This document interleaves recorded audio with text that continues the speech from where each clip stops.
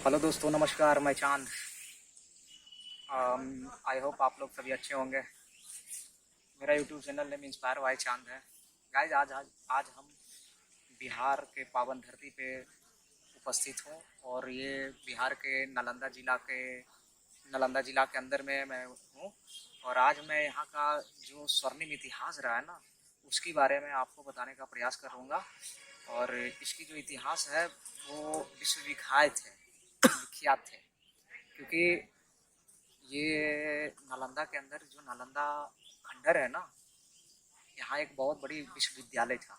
तो आज जो मैं एनालिसिस करूँगा ना इसी खंडर के बारे में कि इसकी उदय कैसे हुआ, इसको नष्ट कैसे किया गया, यहाँ किस राजा के द्वारा इसको संरक्षण किया गया, किस राजा ने इसको नष्ट किया।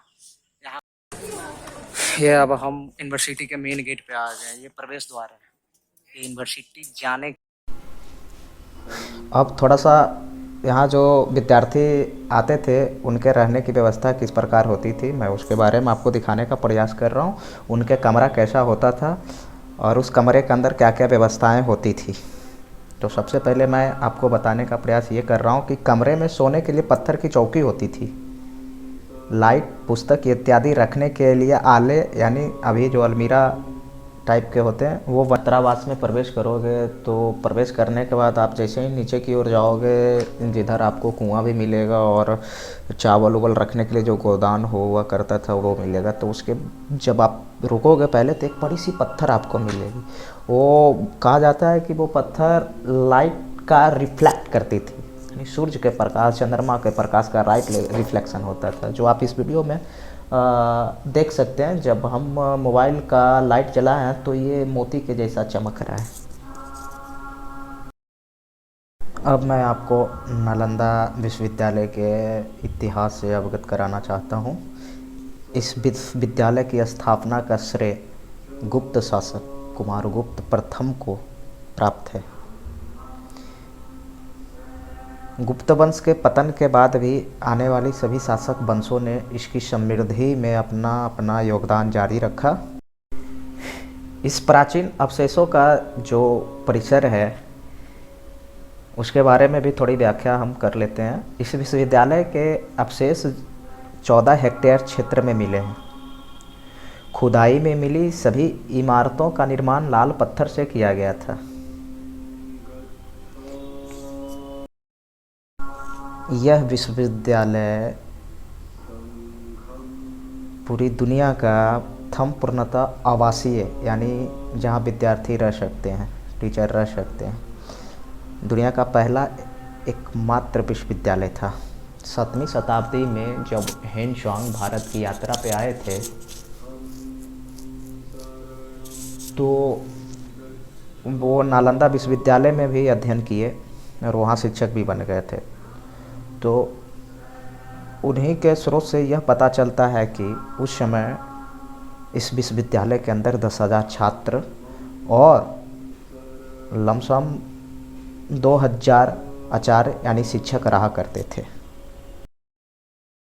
अध्ययन क्षेत्र, एक इसका भी जानकारी आपको देने का प्रयास कर रहा हूँ। यहाँ महायान के प्रवर्तक नागार्जुन, वसुबंधु, असंग तथा धर्म कीर्ति की रचनाओं का विस्तार पूर्वक अध्ययन होता था। इसके साथ साथ वेद, वेदांत और सांख्य भी पढ़ाए जाते थे। और भी इसके अलावा व्याकरण, दर्शन, शल्य विद्या, ज्योतिष, योग शास्त्र तथा चिकित्सा शास्त्र भी पढ़ाया जाता था।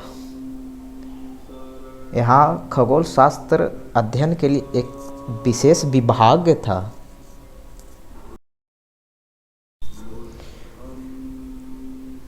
इस परिसर की सबसे मुख्य इमारत विहार वन थी, जो आज भी यहाँ 2 मंजिला इमारत के रूप में, इमारत अवशेष के रूप में मौजूद है, जो आप इस वीडियो में देख सकते हो। ये सरी सूता स्तूप के नाम से प्रसिद्ध है, क्योंकि सरीपुत्र यहाँ सबसे प्रसिद्ध बौद्ध भिक्षुक छात्र में से एक था। इसीलिए ये सरिस्वी सुता स्तूप के नाम से फेमस है। ये सामने जो ये खंडर है, आप चित्र में इसी खंडर का वर्णन देखते होंगे। तो मैं आपको बताता चलता हूँ कि इस खंडर का जो इसका जो नष्ट जो किया था, वो कुतुबुद्दीन का एक सेनापति था, बख्तियार खिलजी, जो 13वीं शताब्दी में इसको नष्ट कर दिया। कि जब यहाँ आग लगी थी तो 6 महीने तक ये ना यहाँ धुआं धुआं निकलते रहा, ये सारा क्षेत्र। तो मिला जुला कर मैं बोलूँ कि इस पावन धरती पे एक स्वर्णिम इतिहास रहा है, जहाँ जैन भी विकसित हुए, जहाँ बौद्ध भी विकसित हुए, और सनातन तो यहाँ की खून में है। धन्यवाद आप सबका।